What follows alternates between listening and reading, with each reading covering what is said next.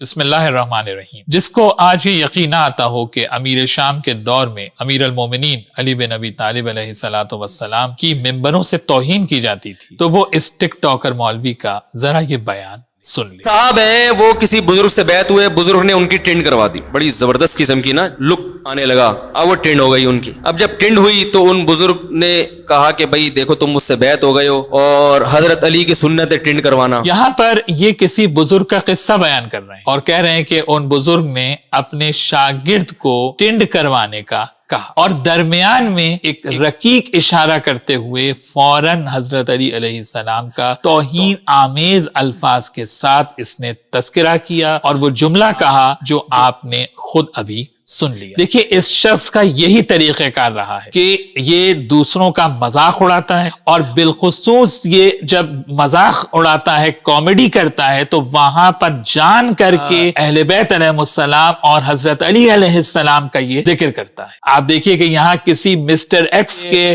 واقعے کو یہ بیان کر رہے ہیں تو درمیان میں امیر المومنین علی بن ابی طالب علیہ الصلوۃ والسلام کا ذکر اور اس طرح سے ان کے لیے توہین آمیز الفاظ استعمال کرنے کا کیا مقصد ہے, اور سوائے اس کے کہ یہ اہل بیت علیہ السلام سے بغض اور عناد کو ثابت کرتا ہے, بغض اہل بیت کی نجاست اور خباثت جو پھوٹ کر باہر آ رہی. پہلے بھی اس شخص نے امیر المومنین علی بن ابی طالب علیہ الصلوۃ والسلام کی توہین کی تھی جس کا تفصیلی جواب میں نے دیا تھا, جس کا لنک نیچے ڈسکرپشن میں موجود ہے, وہاں پر جا کر آپ ویڈیو دیکھ سکتے ہیں. یہاں پر میں ایک بات کا اضافہ کروں کہ اگر اسی طرح سے کامیڈی کے انداز میں ایگزیکٹلی یہی جملہ اور یہی الفاظ جو اس نے ادا کیے ہیں اگر ہم کسی شخصیت کے لیے ہم یہ الفاظ استعمال کریں, کسی دوسرے صحابی کے لیے استعمال کریں تو جناب فوراً ہنگامہ کھڑا ہو جائے گا کہ صحابی کی توہین ہو. مثال کے طور پر یہی اگر میں کہوں کہ صاحب فلاں صاحب تو ٹنڈ کرواتے تھے اور ایک جناب میں اس کا مذاق بناؤں اور کامیڈی کروں تو دیکھیں پھر آپ کیسا شور مچتا ہے اور توہین صحابہ کے جناب فتوے لگائے جاتے ہیں. میں یہاں پر علماء اہل سنت سے ایک سوال کرنا چاہتا ہوں کہ کیا یہ الفاظ جو اس شخص نے یہاں ادا کیے ہیں اور ایک کامیڈی کے انداز میں ایک واقعہ سناتے ہوئے مولا علی علیہ السلام کا بیچ میں جو ہے وہ irrelevant اس نے وہاں پر نام لیا اور توہین کی, اگر اسی طرح کے الفاظ جو استعمال کیے جاتے ہیں اس طرح کے دوسرے الفاظ آپ کی یہاں یہ تبرہ کے زمرے میں آتے ہیں یا نہیں, اس کا جواب اب ہمیں دے دیں. اگر تبرہ کے زمرے میں ایسے الفاظ نہیں آتے تو ہم بھی یہی لفظ یا اس طرح کے دوسرے الفاظ کسی اگر صحابی کے لیے استعمال کریں تو پھر آپ کو کوئی پرابلم اس میں نہیں ہونا چاہیے. یعنی امیر المومنین علی بن ابی طالب علیہ الصلوۃ والسلام کے بغض میں جب یہ بات کر رہے ہیں تو انہیں اپنے گھر کی بھی خبر نہیں ہے کہ ان کی اپنی کتابوں میں کیا لکھا ہوا ہے. انہی کے اہل سنت کے بعض احناف کے نزدیک تو سر منڈوانا سنت ہے کہ جس کو یہ ایک کامیڈی بنا کے پیش کر رہے ہیں اور سنت رسول کا مذاق اڑا رہے ہیں, اور سنت رسول کا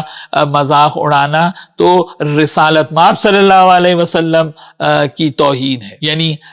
بغض اہل بیت میں انسان اتنا اندھا ہو گیا کہ اس کو اپنے گھر کی بات بھی یاد نہیں رہی بھائی کہ آپ کی کتابوں میں اس کو سنت رسول کہا گیا ہے سر منڈوانے, اور آپ اس طرح سے مذاق اور کامیڈی کے انداز میں اس کو بیان کر رہے ہیں. اور پھر امیر المومنین علی بن ابی طالب علیہ السلام کا اس میں آپ توہین آمیز طریقے سے آپ